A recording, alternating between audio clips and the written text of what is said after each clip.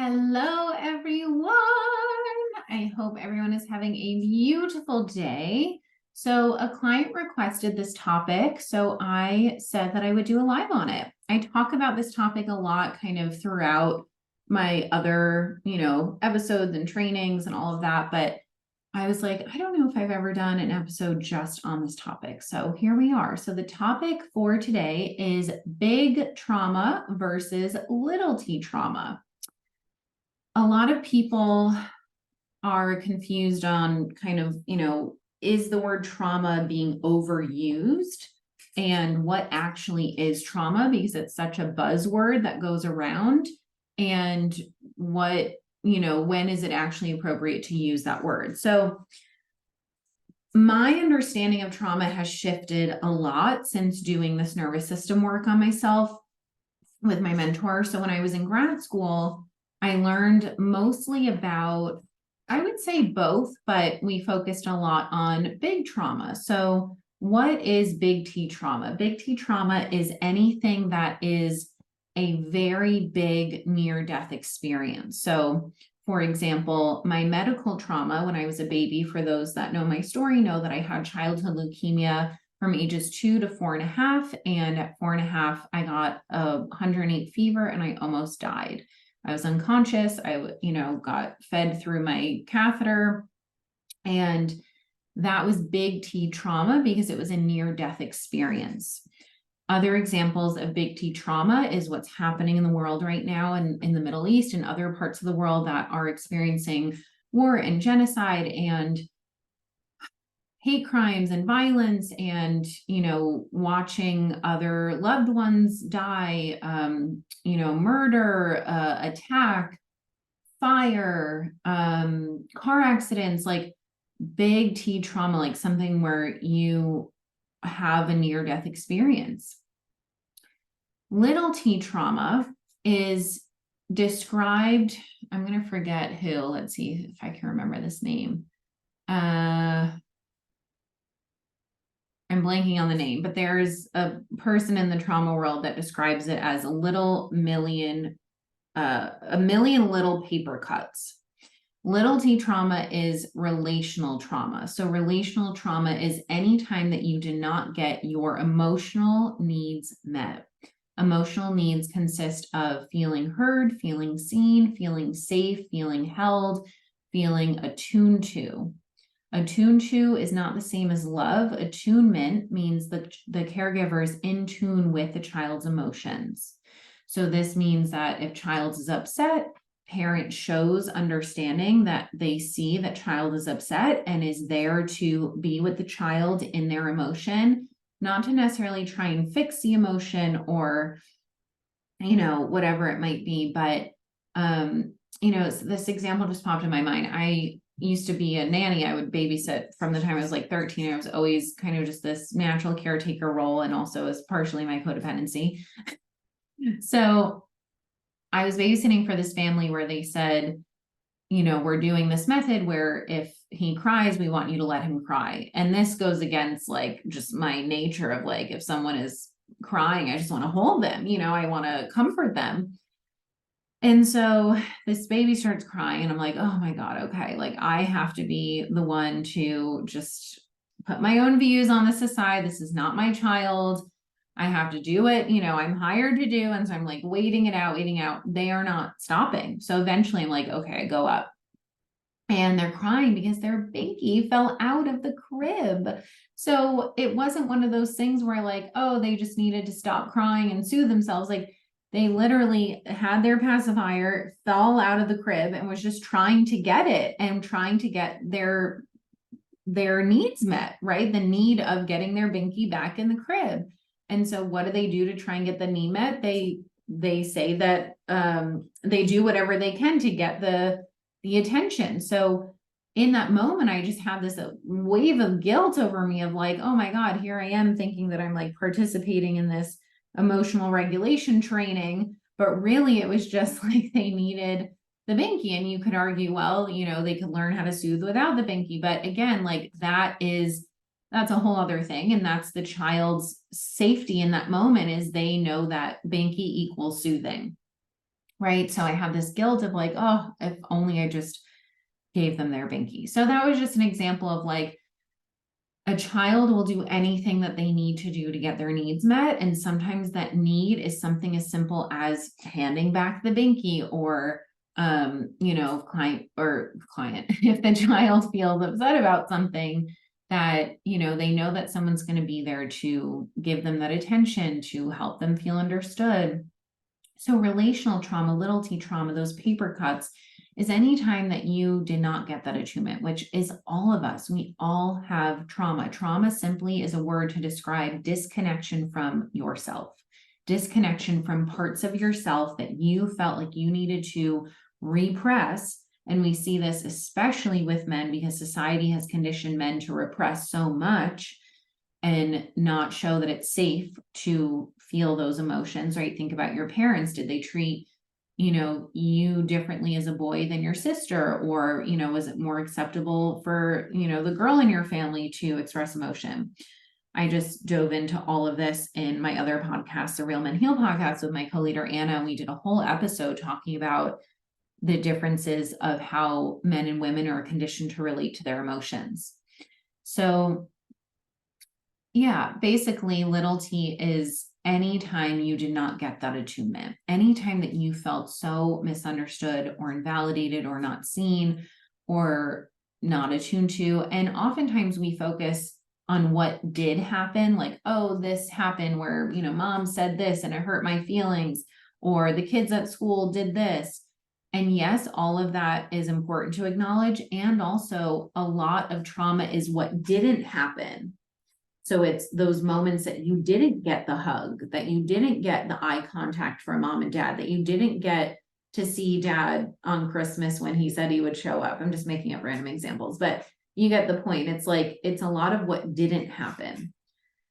And so why is this threatening to our survival as a child? Well, if our parents don't understand us and they don't know how to meet our needs, then it can feel threatening of my needs are dependent on this person outside of myself. My survival is dependent on this person outside of myself. And so if they don't know how to meet my needs, not just physical needs of food, water, shelter, safety, but emotional needs, which also creates safety in the relationship and builds that secure attachment for the child, then there's that fear placed in the child as, well, how am I going to get my needs met? So this then shows up in relationships where you either have under control of your emotion, you have over control of your emotion, you don't feel safe to have all parts of you be seen. So then you rely on, certain addictive behaviors, drinking, pot, porn, video games, TV, whatever it might be, to numb or distract away from that emotion that you learned was not safe. And so how do we heal this? First, we heal in relationship. We have that reparative experience of having a safe, grounded nervous system who has done the work on themselves to not be reactive or triggered, or even if they do get reactive or triggered, they're aware enough of their own shit that they can say, oh, sorry, that was my own trigger coming up, rather than projecting that onto the person.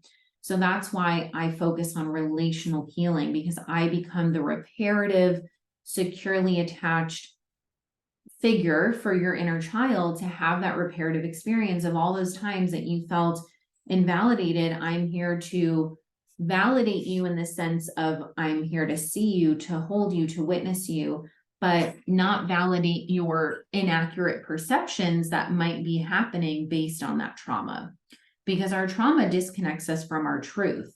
So, when I was in grad school learning about like big T trauma and severe PTSD and all of that, like, and we also talked about, a little bit about relational trauma, but when I started doing this work with my mentor, I realized like, oh, trauma really, we only think about it as this like big thing, like the big T trauma, but we don't really talk enough about how this little T trauma actually can lead to big T trauma. Like if we do not get our emotional needs met in relationships, and this is even as adults, if we don't get those needs met, we will turn to maladaptive ways of coping. We will turn to addictions.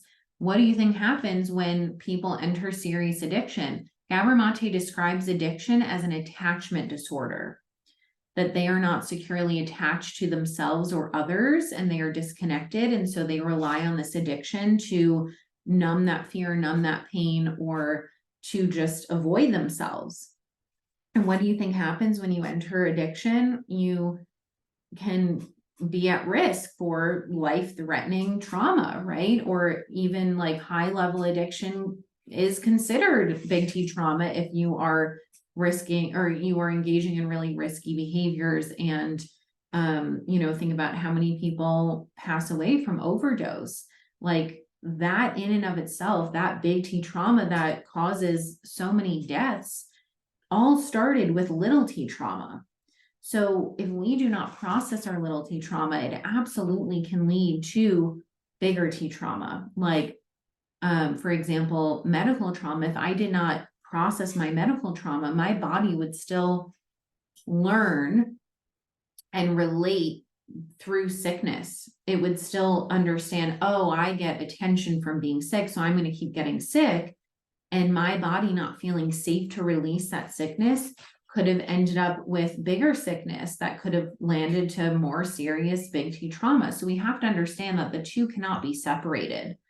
Little T trauma, and I know it sounds so minimal of like, oh, your dad didn't look you in the eye, big deal, get over it. It's like, but we are attachment-based creatures. We need to feel safe. We need to feel seen. We need to feel like all parts of ourselves are accepted. And when we don't feel like all parts of our authentic emotion, our authentic interests, our authentic desires, our authentic ways of being, and the expressions of ourselves are accepted, we then feel shame. And when we feel shame, we think we're wrong and we think we're going to be abandoned and we think that we shouldn't exist. And then that leads to bigger issues like addiction, like suicidality, like severe depression, like and it doesn't even have to be that extreme. It can be something as simple as I feel so much shame because I internalize my emotions being rejected or not seen or not held or not accepted as I'm wrong and I feel shame. That then can lead to just not showing up in your life, not creating your life, not living your life. And it just perpetuates the survival mode.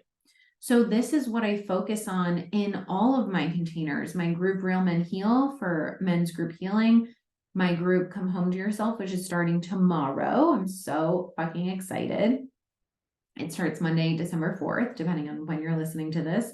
And we still have a couple slots left. So DM me if you would like more information. But really the important part is that we all experience little T trauma, and most of us have also experienced big T trauma. We have learned to minimize our experiences because we just have normalized trauma in our society.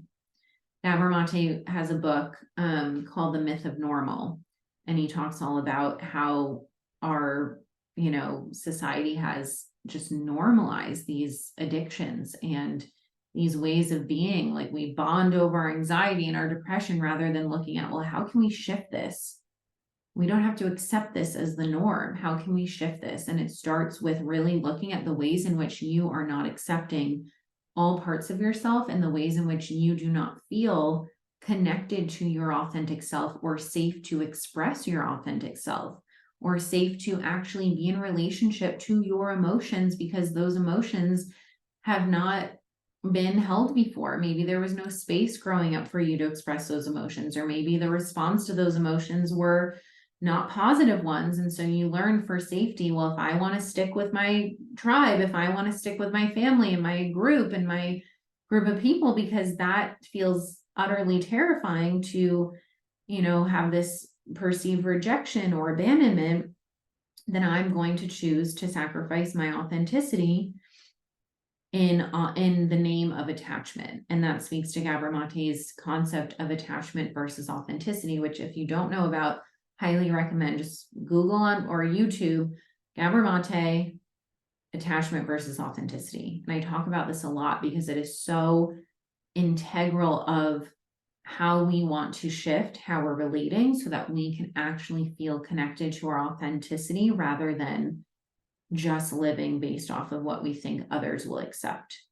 Once we build that internal safety of I'm safe to accept all parts of myself, the external starts mirroring that back to us. It doesn't mean everyone's going to start accepting us all of a sudden. It means that when we accept ourselves and we actually hold our feet to the fire of looking at where we've been disconnected from ourselves for our entire lives, then more and more people will start to be able to meet us where we're at. And the people that don't are not meant to. They're not meant to come with you because they're on their own journey and they're not able to, or whatever the reason is. So really, the important part to take home from this is we all have trauma. The severity of that trauma may differ from person to person, but look at the society we live in. Look at how you can go on, social media or the news and see people being murdered and killed. Like, that is traumatizing, because trauma is anything that is a threat to your safety, to your survival.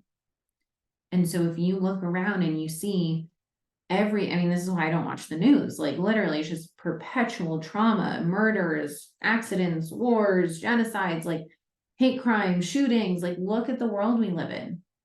Addiction rates, suicidality rates, like so high, so high. And this is why I am so passionate about doing this healing work, because I believe that it is up to each and every one of us to do our own healing so that we can shift collectively out of survival mode and into how I would imagine God and universe wants us to live, which is not in survival mode, but in a ventral state, which is the state of connection, home, joy, love, peace, abundance, expansion.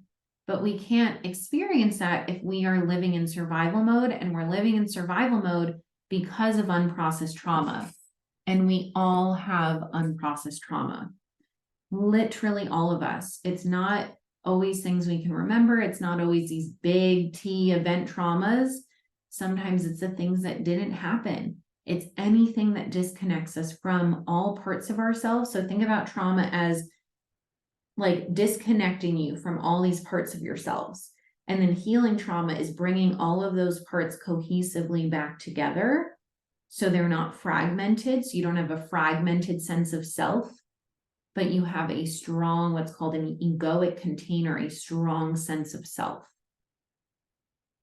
And when we have unprocessed trauma, it can feel nearly impossible to have this strong sense of self. And this is what I guide my clients in every single day, is helping them come home to themselves. That's why I named my group that's starting tomorrow, Come Home to Yourself. That's why I have my first tattoo right here, Come Home to Yourself. Because the more that we can come home to ourselves and process what needs to be processed, the more that we can bring all of those fragmented parts back together and realize, oh, all these parts that we've been hiding, or we might show the world one side, and then like only our romantic partners or our most close intimate relationships see these other sides.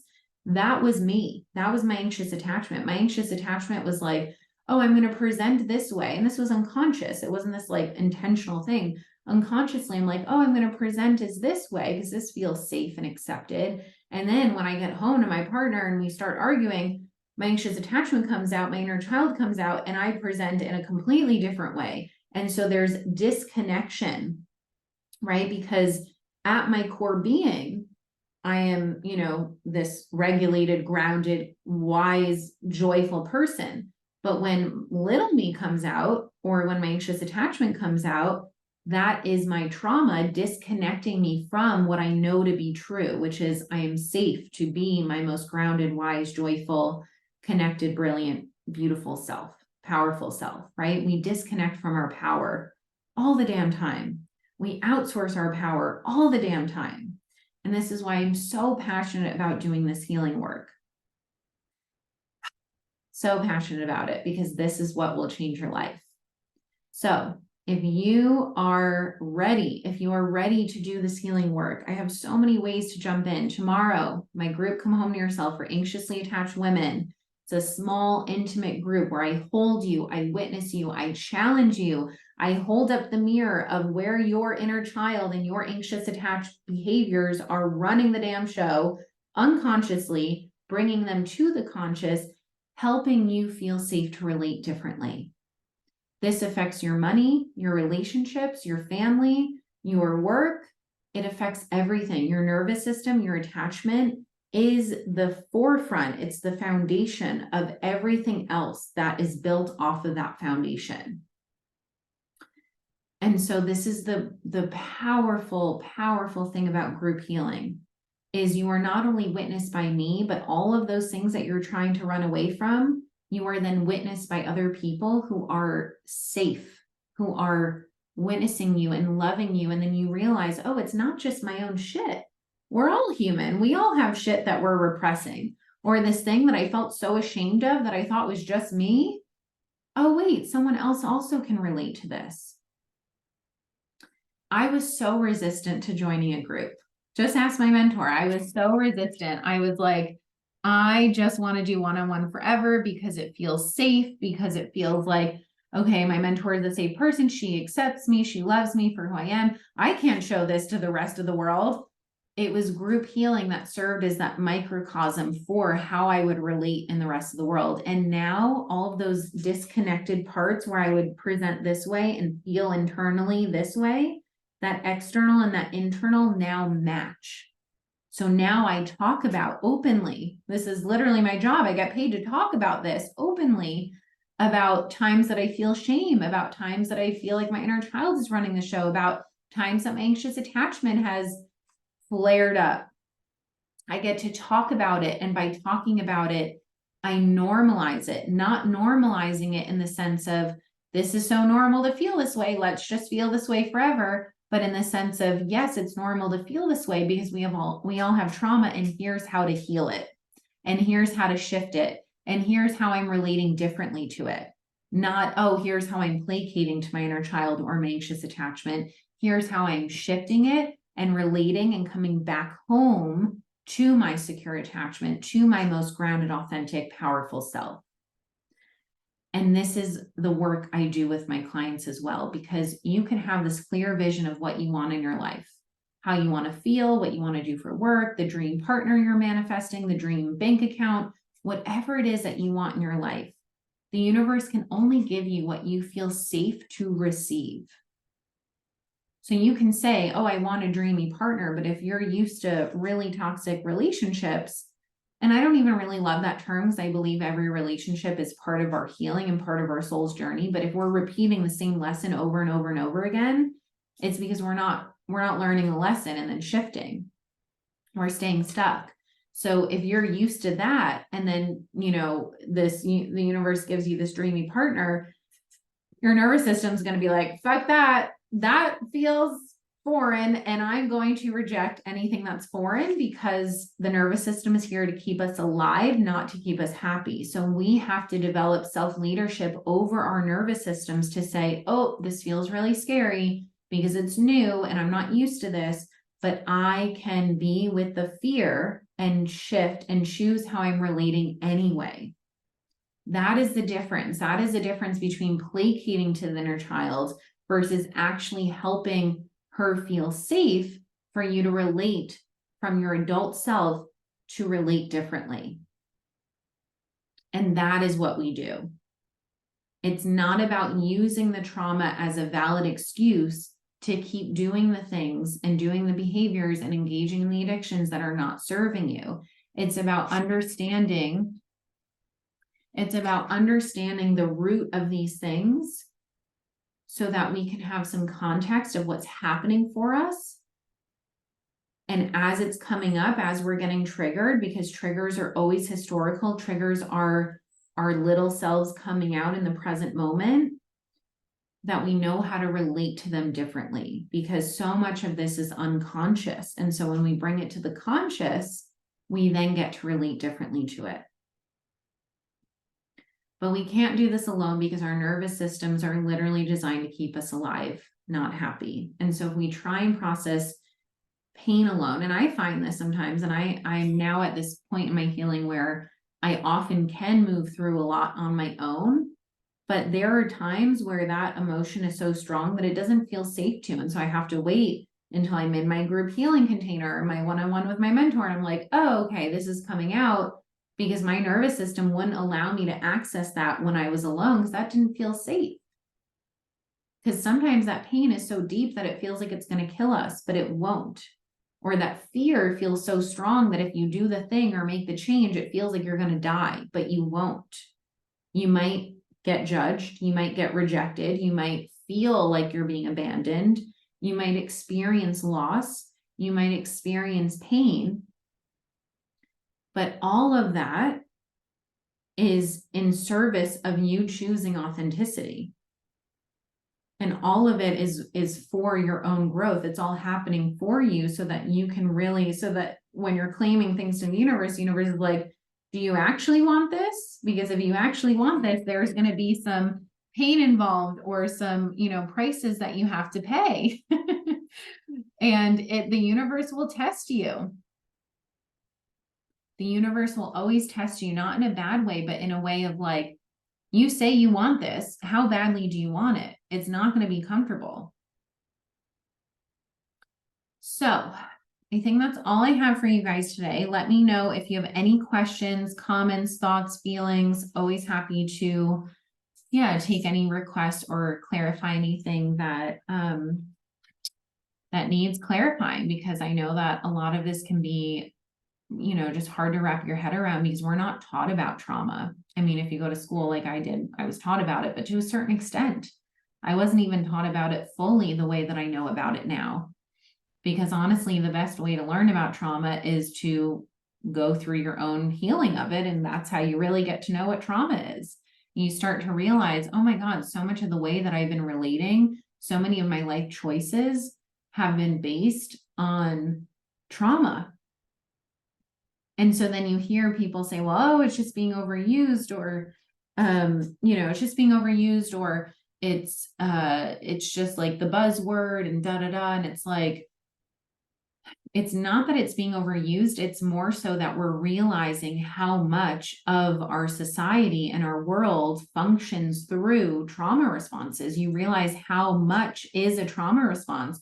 I had someone tell me, well, everything's just a trauma response. And it's like, well, yes, many, many things are trauma responses. And again, let's not normalize that to then just keep that going. Let's normalize it to understand, oh, yes, that is true. And we have the power to relate differently. We have the power to shift that. We have the power to look at and get curious with ourselves. Oh, is that trauma or was that our authentic self?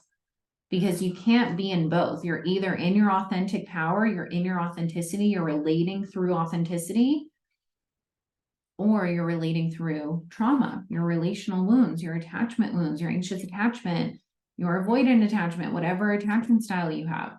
So attachment healing is the path forward. Attachment healing, building secure attachment, that is literally the key to making more money, to creating the business you want, to going to the program you want, to developing the partnership that you want, to attracting the soul line friendships that you want. It's the key to everything because it's the foundation that lives within you. We are attachment-based creatures. We are connection-based creatures. So if we are still playing small because of our attachments, then we are not going to build the lives. If we are playing small because of our attachments, we are not going to create the lives that we want to create. And that will require being with loss, being with pain, being with fear. And I get it. It's fucking painful, but life is painful. And the sooner that we can not only accept that, but show our nervous system that we're safe to be with that pain, we set ourselves free because we're no longer living our lives through these addictive behaviors, these maladaptive ways of coping, these defenses that's trying to protect us from feeling that pain. We have to outsmart our nervous system. We have to say, I know, nervous system, that you don't think it's safe to feel this pain, but I'm going to choose to lean into feeling it anyway, because that is freedom.